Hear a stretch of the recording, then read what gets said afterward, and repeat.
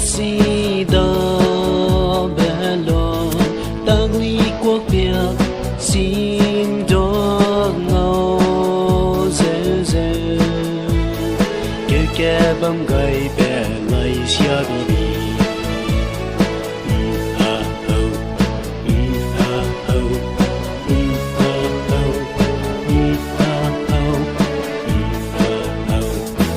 đâu heleume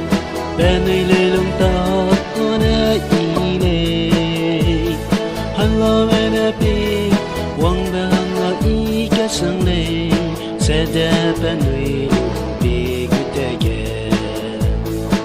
đây quý ghé xia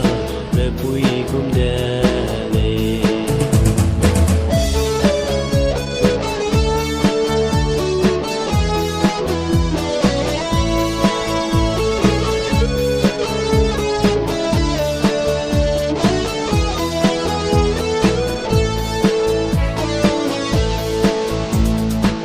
bụi tê kê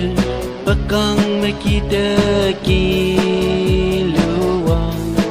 kỳ lưu wang ha tu ra phung wang bê bầu bên này đã phải là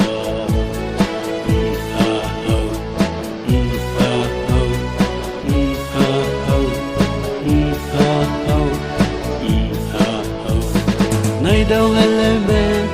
bên nơi lê lông ta có nè ý nè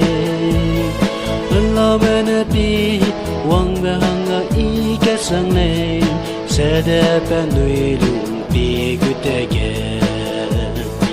đây quý ghé xia về bụi cũng đẹp